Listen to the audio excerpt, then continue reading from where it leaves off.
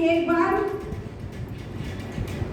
एक महापुरुष कुछ पुस्तकें बांट रहे थे और एक सन्यासी ने जब ये बात सुनी तो वहां भी जा करके उस पुस्तक को लेने के लिए उस पंक्ति में लग गए।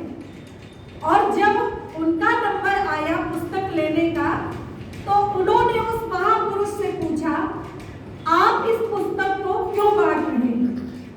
अब मैं आपको स्पष्ट करती चलूं, जो पुस्तक बांट रहे थे वहां पे पौराणिक जगत के मूर्धन्य विद्वान पंडित मदन मोहन जी मालवीय और जो पंक्ति में लग कर उनसे पुस्तक ले रहे थे वहां पे आर्य जगत के उच्च कोटि के सन्यासी स्वामी वेदानंद जी तीर्थ और पंडित मदन मोहन जी मालवीय जिस पुस्तक को बांट रहे थे वह पुस्तक भी सत्यार्थ प्रकाश।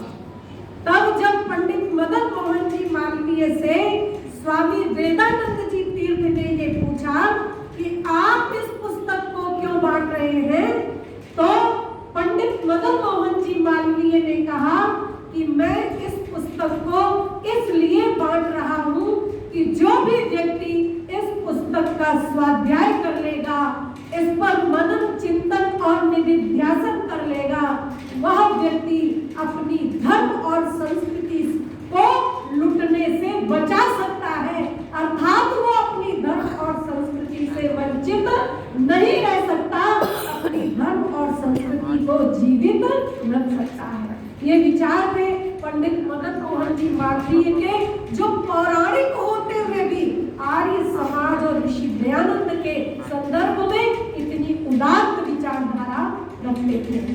और जैसे जैसे आप ऋषि दयानंद के ग्रंथ पढ़िए वैसे वैसे ही आपके जितने भी भ्रामक विचार है उनका निराकरण स्वतः ही होता चला जाता है। ऋग्वेदादि भाष्य भूमिका में भी एक कथानक आया है, उसका जिक्र भी कुछ दिन पहले जब आपका वार्षिकोत्सव हुआ है तब आचार्य जी ने किया था कि इंद्र ने गौतम की पत्नी अहिल्या के साथ में जाल कर्म किया और किया तो गौतम ने देख लिया, देखा तो उन्होंने शाप दे दिया दोनों को। एक को कहा पाषाण हो जा और एक को कहा हजार भग वाला हो जा। अब यहाँ पर तात्पर्य क्या है? अहिल्या कहते हैं आहा माने दिन, ल्या माने लीन होना, जिसमें दिन लीन हो जाए ऐसी वह रात्रि, और जो रात्रि को दूर करके दिन ला देता है उसको कहते हैं इंद्र अर्थात सूर्य। इसीलिए उसको दिनेश, दिवाकर आदि नामों से भी संबोधित करते हैं। और जो रात्रि को दूर करके दिन लाने का प्रयास करता है, जो रात्रि में प्रकाश कर देता है, गौतम अर्थात चंद्रमा जो रात्रि का स्वामी है। तो कहते हैं कि जब ये सूर्य ने रात्रि को दूर करके दिन लाने का प्रयास किया तो, और ये प्रयास किया तब, ये प्रयास उसने किया शुक्ल पक्ष में नहीं किया, कृष्ण पक्ष में किया। कृष्ण पक्ष में चंद्रमा देर से ही निकलता है और देर से ही अस्त होता है। अभी चंद्रमा अर्थात गौतम ने देख लिया और देख लिया तब उन्होंने शाप दिया, अहिल्या को कहा पाषाण हो जा। अब यहाँ पाषाण से तात्पर्य क्या है? जिसमें किसी भी प्रकार की कोई गति नहीं होती, जो हर स्थिति में अपने स्थान पर अडिग रहता है। कितने भी तूफान आ जाए, भूचाल आ जाए, लेकिन पत्थर टस से मस नहीं होता है। तो इसका तात्पर्य क्या था? हम सारे के सारे लोग दिन में श्रम करते थे और रात्रि में विश्राम करते थे।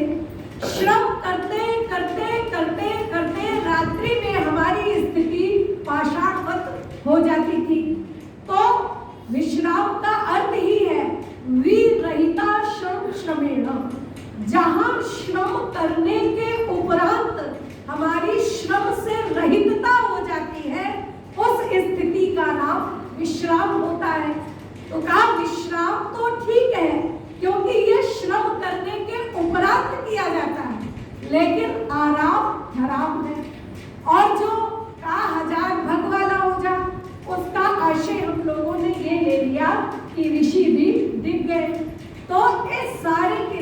जो हमारी भ्रांतियां हैं इनका निवारण श्री दयानंद के ग्रंथों को पढ़ने से और बार बार पढ़ने से उतना ही ज्यादा हमारे अंदर के जितनी भी शंकाएं हैं, जितनी भी हमारे अंदर ये सारी पाखंड है और जितने भी कुरीतियां हैं सबका निवारण होता चला जाता है। इसीलिए कहा अगर चाहते तुम कल्याण तो पढ़ो मित्र सत्यार्थ प्रकाश। सत्यार्थ प्रकाश का अध्ययन करिए, ऋग्वेदादि भाष्य भूमिका का अध्ययन करिए। ऋषि दयानंद ने जो इतना तप कर करके और इतने सारे ग्रंथों का निचोड़ दे, भजनी को भी मैंने गाते हुए